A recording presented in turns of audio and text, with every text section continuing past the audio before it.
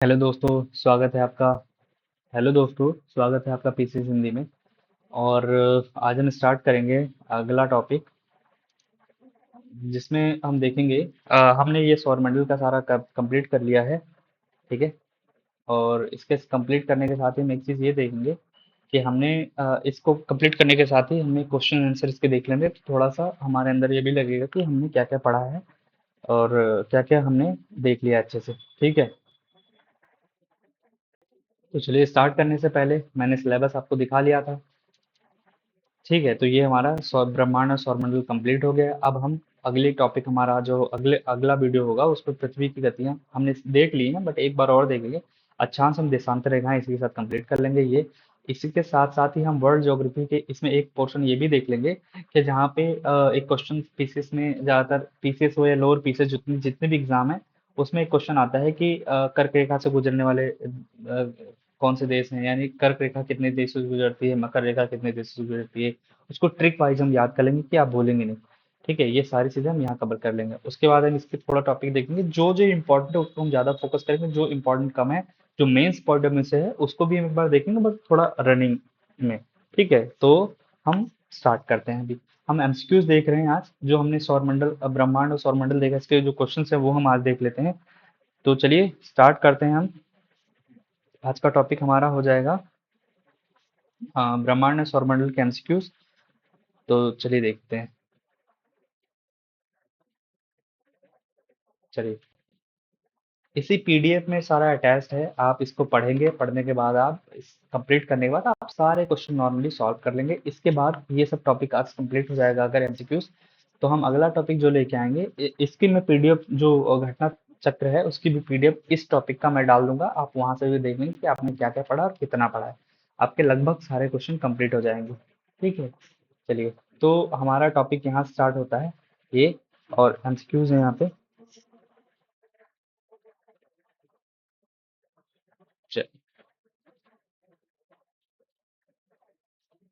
तो हम थोड़ा और जूम कर लेते हैं इसको। ये हमने पहला क्वेश्चन देखा था। पहला क्वेश्चन हमारे पास है, ये सबका एक्सप्लेनेशन भी दिया हुआ है नीचे। तो हम पहले क्वेश्चन देखेंगे, उसके एक्सप्लेनेशन हम नहीं देखेंगे क्योंकि हम पढ़ चुके हैं ऑलरेडी। ठीक है। तो प्रश्न क्या फर्स्ट है, ब्रह्मांड की उत्पत्ति से संबंधित सबसे प्रमाणिक बिग बैंग थ्योरी का प्रतिपादन किसने किया था? तो हमने पढ़ा था जॉर्ज। ठीक है, जॉर्ज लेमेत्रे। जॉर्ज लेमेत्रे ने किया, हमने पढ़ा था इसका प्रतिपादन। ये भी हमने पढ़ा था। तो आप इसको एनालाइज करेंगे। ठीक है। दूसरा है, ब्रह्मांड के रहस्यों तथा गॉड पार्टिकल्स हिग्स बोसोन की खोज के लिए लॉर्ड्स हैड्रॉन कोलाइडर LHC महाप्रयोग किस संस्था द्वारा किया गया था? तो हमने ये भी देखा था, कौन सा है? सर्न द्वारा। कौन सा है? सर्न द्वारा। ये भी हमने देखा था। ये मैं एक बार दिखा दूं आपको। ये हम ऊपर जाएंगे तो ये हमने पढ़ा था। हम्म, ये सब हम कंपेयर चुके हैं। आप देखेंगे थोड़ा सा और ऊपर। हाँ, ये देखो। ठीक है, ये European centre for nuclear research, sir ने किया था। ठीक है। बिग बैंग थ्योरी भी हमने देखा था, जॉर्ज लेमेंट्रे। इसके अलावा थोड़ा सा प्रोनाउंसिएशन में प्रॉब्लम है, बट आप जानते हैं अंग्रेजों के नाम थोड़ा इधर उधर हो जाते हैं। व्याख्या किसने की थी? रॉबर्ट बेगोनर ने। तो ये सब चीजें हम पढ़ चुके हैं। आप जिनको भी, जिन्होंने वीडियोस नहीं देखी, वीडियोस जाके अपना 3 टॉपिक में 20-20 मिनट, 25 से 30 मिनट की वीडियोस है, आप इसको देखिए। सारे क्वेश्चन आराम से सॉल्व कर सकते हैं। अब इसके बाद जो भी आपको इसमें प्रॉब्लम्स मेरे हिसाब से नहीं होनी चाहिए इस टॉपिक में। ठीक है। तो चलिए देखते हैं आगे फटाफट। हाँ, तो दूसरा हमारा सन हो गया। तीसरा हमारे पास है कि आधुनिक खगोल शास्त्र का जनक किसे माना जाता है, जिन्होंने सर्वप्रथम बताया कि सूर्य सौरमंडल के केंद्र में स्थित है? तो आंसर इज निकोलस कॉपरनिकस। ये भी हमने पढ़ा हुआ है, तो मैं यहाँ पे एक्सप्लेन नहीं करूंगा, बट हम आगे बढ़ते जाएंगे, फटाफट टॉपिक कंप्लीट करेंगे। हमारी आकाशगंगा के पास स्थित पड़ोसी आकाशगंगा का क्या नाम है? तो वो भी हमने देखा था, एंड्रोमेडा। ठीक है, एंड्रोमेडा। एंड्रोमेडा। ठीक। आगे देखेंगे, खगोल विज्ञान में निहारिका या नेबुला को क्या कहा जाता है? मृत तारों का औसत हमने बोला था कि इसको क्या कहते हैं, तारों की जन्मस्थली, यानी कि जहाँ पे तारों का जन्म होता है उसको हम क्या कहते हैं, नेबुला कहते हैं। ठीक है, उसको हम नेबुला कहते हैं। क्या हो गया, क्या हो गया भाई। चलो ये जो भी है, हम तारों की नर्सरी में इसको टिक कर दूंगा। ठीक, चलो आगे बढ़ते हैं। किसी तारे के जीवन चक्र में आदि तारा या भ्रूण तारा किस अवस्था को दर्शाता है? तो ये भी हमने पढ़ा था कि तारे की मृत्यु के बाद भ्रूण अवस्था मतलब अभी तारे का जन्म हो रहा है ना। नाभिकीय संलयन से ठीक शुरू होने वाला, क्वेश्चन नंबर 6 का आंसर क्या है? बी। नाभिकीय संलयन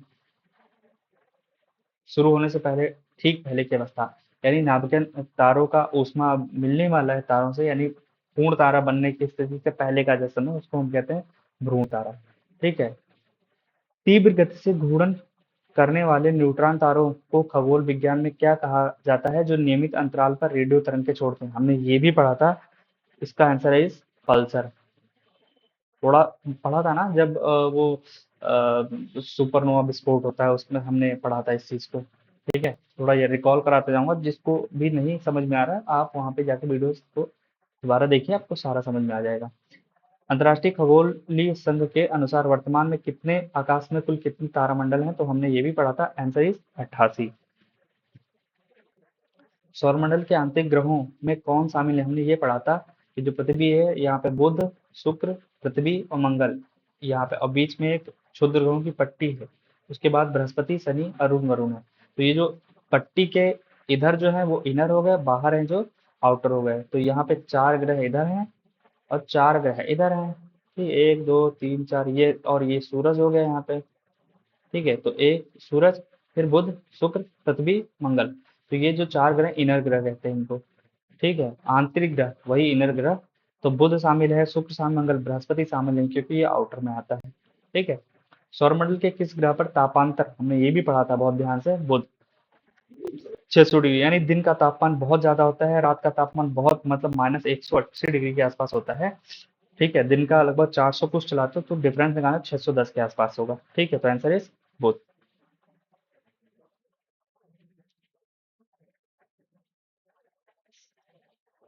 चलिए आगे बढ़ते हैं।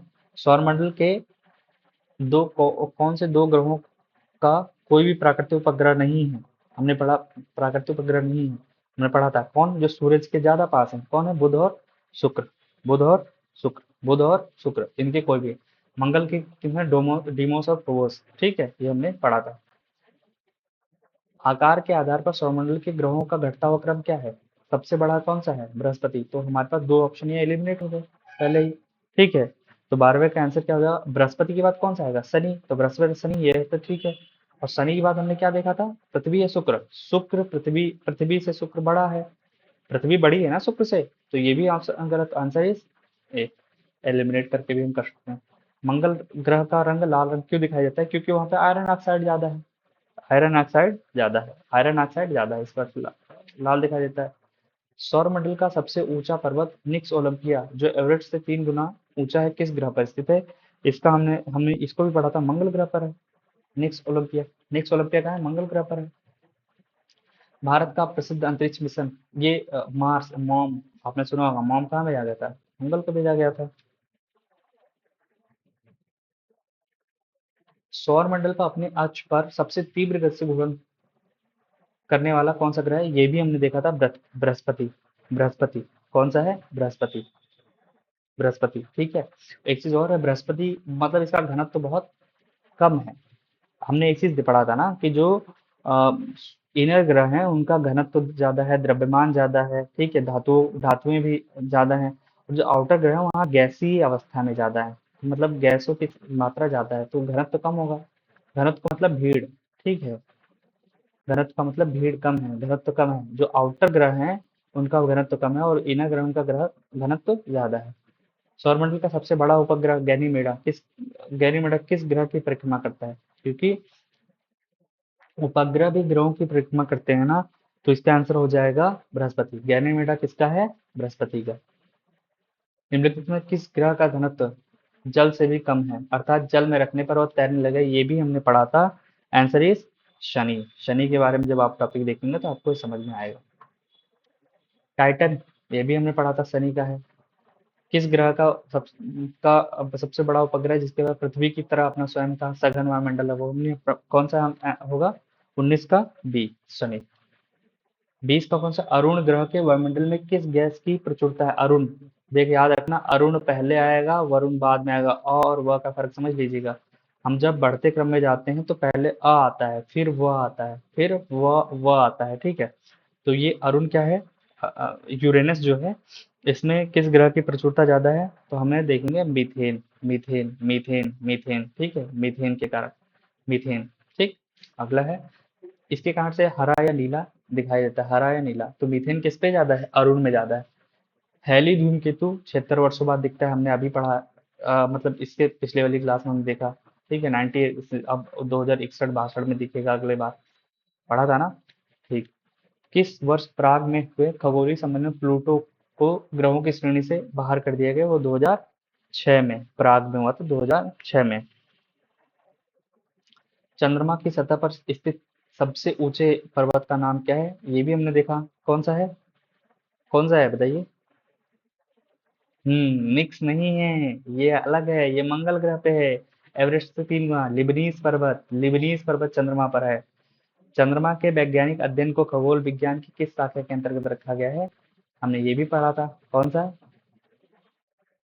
हम्म सेलेनोग्राफी, कॉस्मोलॉजी, सूरज का अध्ययन, सूरज के अंतर्गत आता है कॉस्मो।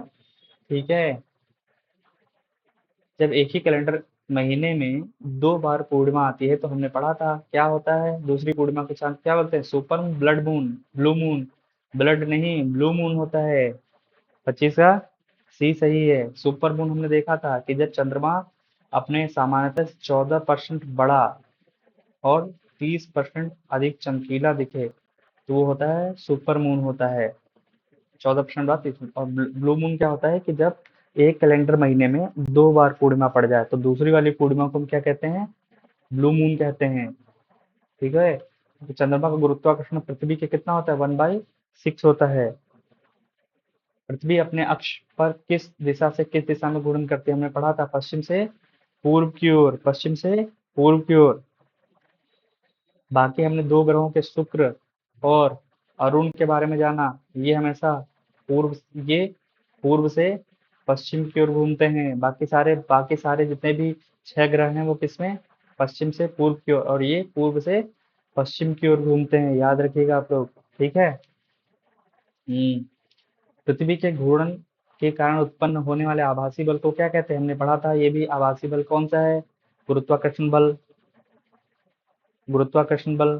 ठीक है, गुरुत्वाकर्षण बल। इसी के कारण से क्या होता है, सॉरी, कोरियोलिस बल। दिमाग में कुछ और चल रहा है और बोल कुछ और रहा हूँ मैं। ठीक है, तो कोरियोलिस बल होता है, इसी के कारण से जो हवाओं की हवाओं की जो दिशा है ना वो निर्धारित होती है। महासागरों की जो धाराएं होती है, महासागरीय धारा, उनकी भी दिशा निर्धारित होती है इसी के कोरियोलिस बल के कारण। ठीक है। चलिए, 29वां क्वेश्चन है, संपूर्ण पृथ्वी पर दिन और रात की अवधि बराबर 12 घंटे किस तिथि को होता है? हमने ये भी पढ़ा था कि 4 तिथियां हैं हमारे पास। कौन सा? 21 मार्च और 23 सितंबर को ये दिन होता है। 21 मार्च और 23 सितंबर को ये दिन होता है कि जब, ये चीज मैं एक बार और लेके पढ़ाऊंगा आपको कि कब ऐसी चीजें होती हैं। 21 मार्च और 23 सितंबर को हमारे वहाँ, 23 सितंबर को दिन और रात बराबर होते हैं। ठीक है। और उत्तरी गोलार्ध में सबसे बड़ा दिन होता है 21 जून को, और दक्षिणी गोलार्ध में सबसे बड़ा दिन होता है कब? दिसंबर में। कब? 22 दिसंबर को। ठीक है। प्रतिवर्ष 4 जुलाई को जब पृथ्वी सूरज से अधिकतम दूरी पर होती है, अधिकतम देखो 4 जुलाई आ गया, अधिकतम दूरी आया, तो उसको हमने पढ़ा था, क्या पढ़ा था? उसको हम क्या बोलते हैं? अप अप सौर, हमने ये याद रखा था, उपसौर, उप सौर। 3 जनवरी, 3 से उप जैसा दिख रहा है ना, 3 उप, ये तो ऐसे कंपेयर कर सकते, कंफ्यूजन होगी तो कंपेयर कर सकते हो। उपसौर, हिंदी में उपसौर। ठीक है। उपसौर 3 जनवरी को। इस दिन सूरज पृथ्वी के नजदीक होता है, इस दिन सूरज दूर होता है 15.2 करोड़ किलोमीटर, और ये 0.7 करोड़ किलोमीटर, ऐसे कुछ है ना। तो इसी के साथ हमारे 30 क्वेश्चन कंप्लीट हो गए और ये यहीं पे एंड कर रहा हूँ। इसके बाद और भी इससे थोड़ा टफ में है क्वेश्चन, ये इसके आंसर्स हैं इसके नीचे, ये आप देख सकते हैं। इसके बाद ब्रह्मांड, ये सब अलग टॉपिक है, ये इसी के और डिटेल में क्वेश्चन है, जो आप इसको सॉल्व कर आराम से ये भी सॉल्व हो जाएंगे। तो आप देखिए, थोड़ा सा और डिटेल में क्वेश्चन है, तो आप देख सकते हैं इसको। ठीक है, इसी के साथ मैं इस क्लास को समाप्त कर रहा हूँ यहीं पे। और फिर से जो लोग इसको अभी तक देख चुके हैं वो सब्सक्राइब करें, शेयर करें ज़्यादा से ज़्यादा। इसी के साथ हमारा सौरमंडल का टॉपिक कंप्लीट होता है। आप इसको अगर करेंगे तो ठीक है, एमसीक्यूज आप सॉल्व करिए स्वयं से, नहीं तो मैं किसी दिन इसकी भी एक वीडियो लेके आऊँगा, ये 30 क्वेश्चन भी यहाँ पे कंप्लीट करा दूँगा और हमारा सौरमंडल पूरी तरीके से कंप्लीट होगा। अब हम एक टॉपिक और उठाएँगे, पृथ्वी। पृथ्वी के बारे में, अब हम पृथ्वी के ऊपर एंटर कर चुके हैं, पृथ्वी हमारी बन चुकी है। अभी थोड़ा-सा एक चीज़ और हमें पढ़ना है, मैं सिलेबस एक बार और दिखा दूँ आपको।